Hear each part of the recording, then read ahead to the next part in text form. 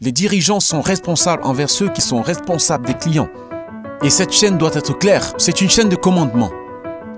Si la chaîne est mise en place, tout ira bien. Alors les personnes qui traitent avec les clients, les personnes qui inventent le produit, les personnes qui vendent le produit, les personnes qui construisent l'entreprise, les personnes qui gèrent les chiffres, les personnes qui gèrent un processus ou les opérations, si ces personnes se sentent mal, elles passeront plus de temps à se protéger de vous qu'à faire leur travail.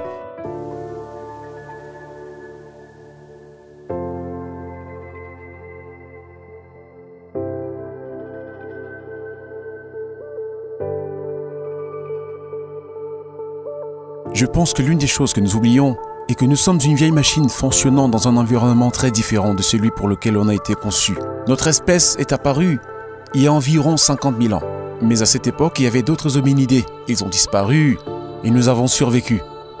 Et ce sont ces traits évolutifs qui nous ont donné la capacité non seulement de résister à la concurrence, mais aussi de survivre et de prospérer.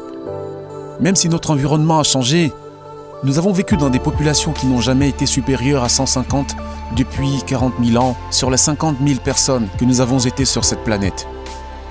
Ce n'est qu'au cours des 10 000 dernières années, après avoir appris à cultiver la terre, que nous sommes passés à des groupes plus importants. Autrement dit, nous ne sommes pas faits pour cela. Cela signifie que toutes les règles humaines sont exactement les mêmes que lorsque nous vivions dans une population d'environ 150 individus. Si vous pouvez comprendre cela, alors vous comprenez vraiment ce qui fonctionne et ce qui ne fonctionne pas.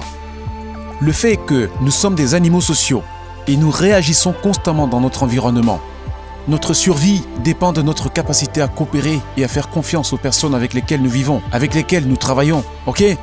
Vous pouvez prendre une bonne personne et la mettre ensuite dans le mauvais environnement et cette personne fera de mauvais résultats. Vous pouvez prendre quelqu'un en qui le groupe n'a pas confiance ou qui a mal agi et ensuite le mettre dans le bon environnement et il pourra changer sa vie et devenir un membre remarquable de la société. Ce ne sont pas les gens, mais l'environnement. Et ce sont les dirigeants qui sont responsables de l'environnement. Et je pense qu'ils l'oublient. Les dirigeants pensent qu'ils sont responsables des résultats. Mais il n'y a pas un seul dirigeant sur cette planète qui soit responsable des résultats. Un leader est responsable des personnes qui sont responsables des résultats. Et si vous faites attention à cela, si vous vous souciez des gens, si vous vous souciez de l'environnement, tout ira tellement mieux. Nous sommes obsédés par le fait d'avoir les bonnes personnes dans notre bus. Comme si c'était un jeu. Vous continuez à changer les gens et à les mélanger. Mais nous ne sommes jamais demandé quel bus et qui est le chauffeur du bus.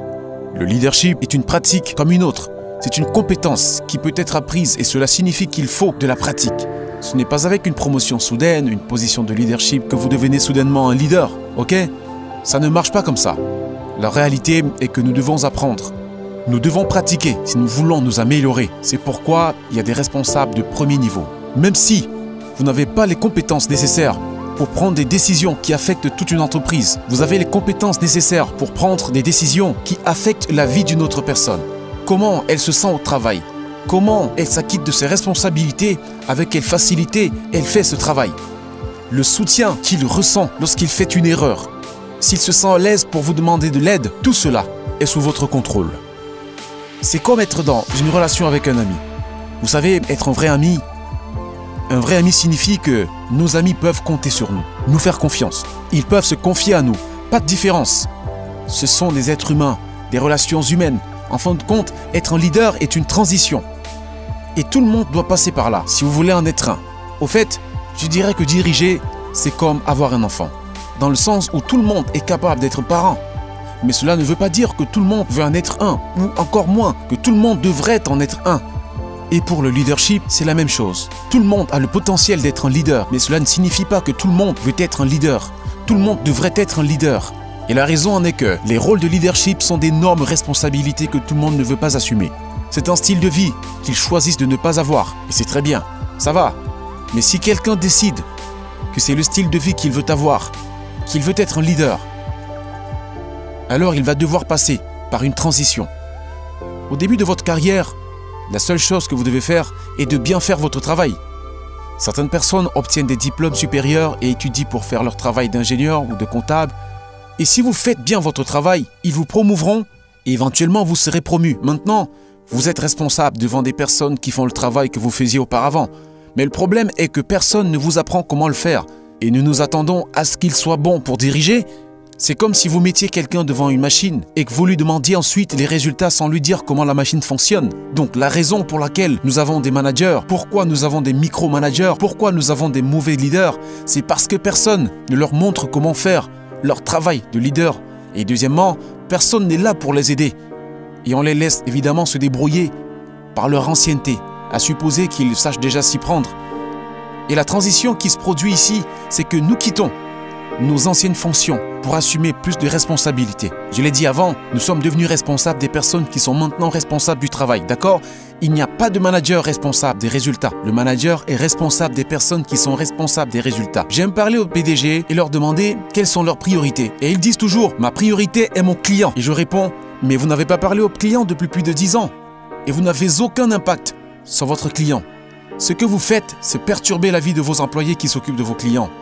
Les dirigeants sont responsables envers ceux qui sont responsables des clients. Et cette chaîne doit être claire. C'est une chaîne de commandement. Si la chaîne est mise en place, tout ira bien. Si la chaîne est mauvaise, alors les personnes qui traitent avec les clients, les personnes qui inventent le produit, les personnes qui vendent le produit, les personnes qui construisent l'entreprise, les personnes qui gèrent les chiffres, les personnes qui gèrent un processus ou les opérations, si ces personnes se sentent mal, elles passeront plus de temps à se protéger de vous qu'à faire leur travail.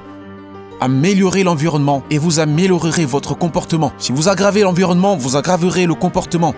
Si cela se produit, c'est la direction, pas les employés.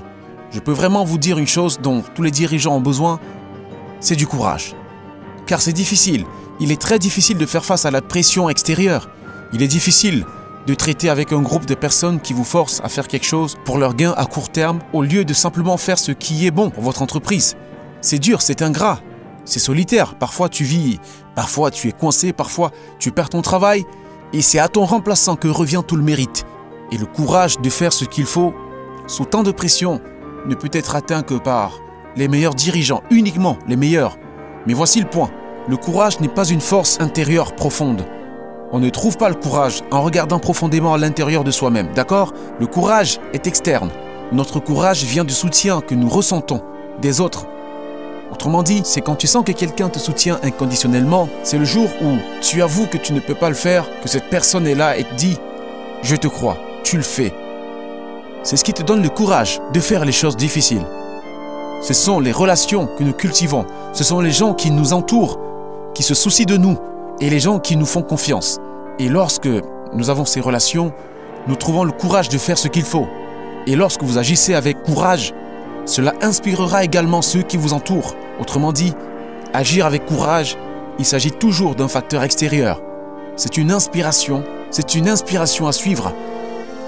Et ces relations que nous cultivons tout au long de notre vie feront non seulement de nous les leaders que nous devons être, que nous aspirons à être, mais nous sauveront souvent. Ils vous sauveront de la dépression. Ils vous sauveront de la vie. Ils vous sauveront de tout et de rien.